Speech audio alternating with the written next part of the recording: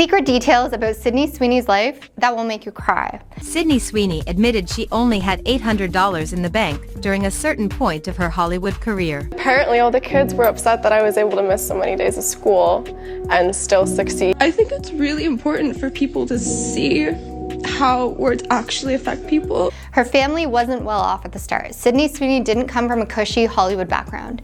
She spent her childhood in Spokane, Washington, in which she described as a pretty ordinary life until her acting dreams changed everything. That was on your driver's license. That's right. Okay, well, I lied. Her father worked in the hospitality industry and her mother was once a criminal defense lawyer who left her career behind to raise a family. No one was rolling in the cash, but they got by just fine. When Sydney decided she wanted to act, the entire family packed up and headed to Los Angeles so she could pursue roles. My parents drove me from Spokane to Los Angeles just to audition, and I'm so grateful to them for believing in me. This move was a huge strain financially, and they couldn't afford a house, so they lived in a motel room. According to her, she shared a bed with her mom while her dad and her younger brother slept on a couch. The family's money troubles only got worse. They eventually lost the house they owned back home. Sydney admitted to Women's Health that watching her parents lose a lot was devastating. Still, she refused to quit. She juggled small-time gigs like working a tour at a Universal Studios or babysitting while auditioning for tiny acting parts. It wasn't enough to keep them stable, and they ended up filing for bankruptcy.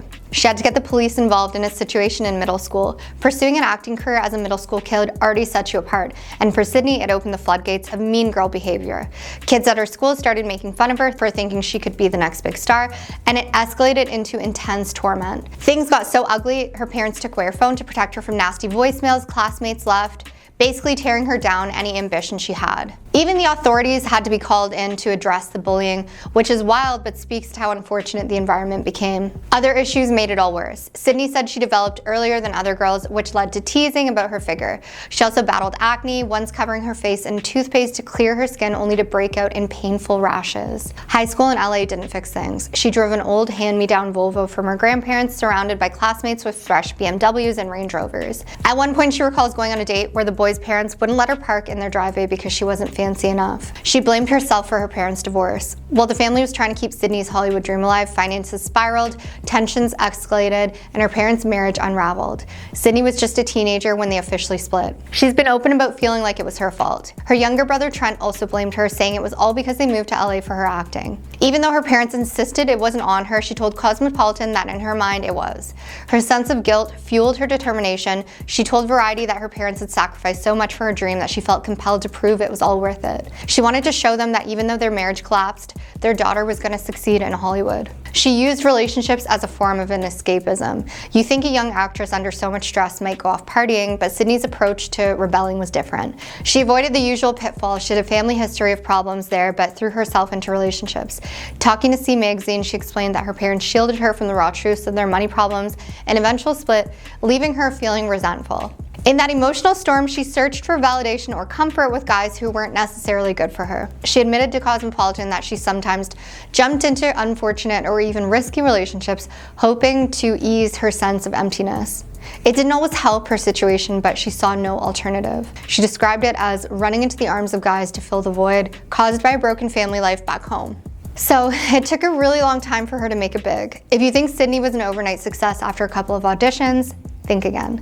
She spent around 8 or 9 years hearing rejection after rejection before anyone took notice. She landed tiny gigs on major shows like Heroes or 90210, but for the most part, she was walking into 5 or 10 auditions a week and leaving without a callback. I always believed that if you have a plan B, you're prepared to fail, she told Women's Health, so she never gave herself a fallback. That's a lot of pressure for a young performer, plus the endless no thanks from casting directors. Doubt always hovered in the background. She was told to reduce her size or was deemed the wrong hair color, yet she pressed on, eventually landing Euphoria, The White Lotus, other major parts that finally put her in the spotlight. Some scenes she was asked to do were too far. Anyone who's watched Euphoria knows Sydney Cassie gets dressed in reverse more than once. But those scenes felt safe because the HBO show used an intimacy coordinator. She could openly communicate with the showrunner Sam Levinston about her comfort level.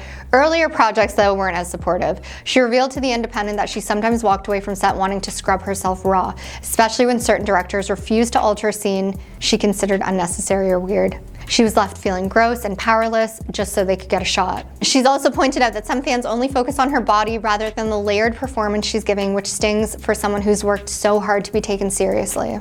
She went viral after trolls made fun of her. In 2021, Sydney discovered she was trending on X because a bunch of people had posted mean comments about her appearance, labeling her weird looking or looking like a Muppet. She went on Instagram Live, tears in her eyes, telling fans she's a real person with real feelings. Some people accused her of fishing for attention, but Sydney insisted she only wanted folks to see how damaging words could be. Disgusting. She is so beautiful. I don't even understand how people have the nerve. The toll was so big that she felt like she needed to speak out, explaining basically that people have given up on life for far less than what she went through. She feels that Hollywood also encourages people to betray their friends. In interviews, Sydney hinted that life behind the scenes isn't all supportive co-stars and glam squad. She told The Hollywood Reporter that the business often pushes people to betray each other. It's built to make you backstab people, she said. Despite working on casts like Euphoria, Sydney says they don't really talk about industry politics or the competitive environment. She can sense some people being fake nice, so she tries to keep her circle small. She could not afford to take a break even after big roles. Landing roles in Euphoria, White Lotus, and few indie darlings might seem like a jackpot,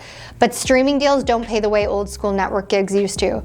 And residuals, they're just not the same. So brand campaigns, sponsorships, and magazine shoots help plug the gap while she tries to maintain an actual acting career. She went through a lot after her co-star passed away. In July 2023, Euphoria co-star Angus Cloud passed away at 25. Sydney posted a series of heartfelt photos on Instagram saying it was the hardest thing she's ever had to post. Even though Cassie and Fez didn't share that many scenes, behind the camera they built a close bond. She reminisced about their silly times together, telling fans she wished she could have one more hug and another 7-Eleven run with him. As if having your personal tragedies commented on by the tabloids wasn't enough, Sydney was once under review in 2024 when paparazzi snapped candid pics of her in a bikini at home. People on social media labeled her frumpy and made nasty comments. She responded by editing together a witty Instagram post with a montage of remarks, then cutting to footage of her intense boxing workouts, essentially showing the haters she's stronger than their petty insults. She's set to portray boxer Christy Martin in an upcoming biopic, and I'm looking forward to it. People cannot stand the newest and biggest thing in Hollywood. Some are even claiming that Sydney Sweeney is the new Jennifer Aniston. I hate the way that I love you. As she's taken rise as one of Hollywood's most talked about young stars. And while she's received considerable acclaim for her acting, she's also faced significant criticism. Oh my god, who's surprised? The internet, wow. So where does all this negativity towards Hollywood's newest star, Sydney Sweeney, actually stem from? Let's take a deep dive into it, shall we? There's no way we can convince anyone we actually like each other.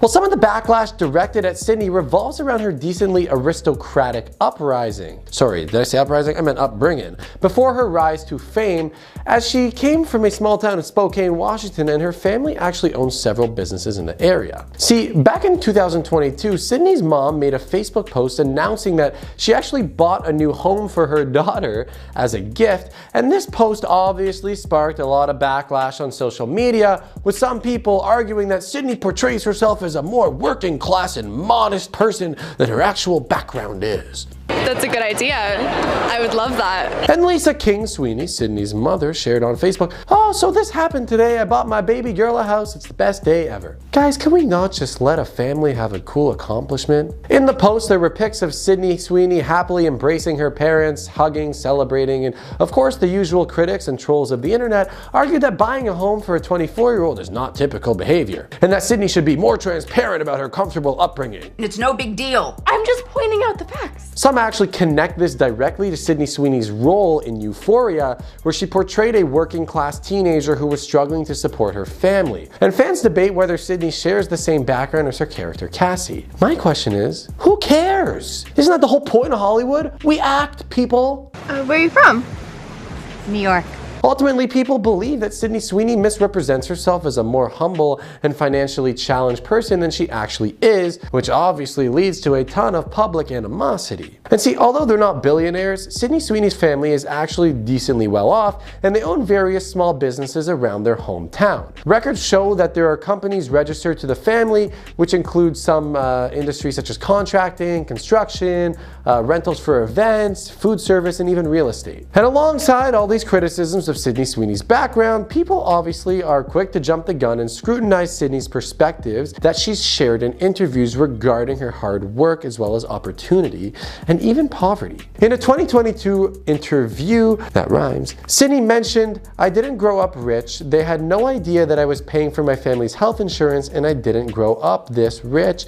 Success isn't just luck and showing up, and it's really unfortunate that this industry has kind of accepted the difficult working situations, but doesn't accept the difficult working actors and actresses exist." Also, who cares? You think every single actor has to make it from a, "Oh my God, I had to support my family with breadcrumbs"? This isn't Aladdin, people. Some people are just talented and put in the work to act, and they grew up middle class. And some people interpret this as Sydney Sweeney discounting the privilege that afforded her opportunities, but at the end of the day, she's a talented actress. And she's actually been pretty well spoken about the matter, and to use some big boy words here, the backlash against Sydney Sweeney reflects the modern tribalism fueling animosity between identity groups, I think that meant tribalism, where critics attack her with exaggerated language. And Sydney Sweeney's critics also use disproportionate language, and it honestly just creates this division that we don't need. And her family's purchase of one house is labeled as extremely privileged, and her flawed perspectives are interpreted as evidence of a hidden affluence. And viewpoints become more extreme, tribalism intensifies, and Sydney transitions from a complex individual to either a saint for supporters or a two-faced villain for critics.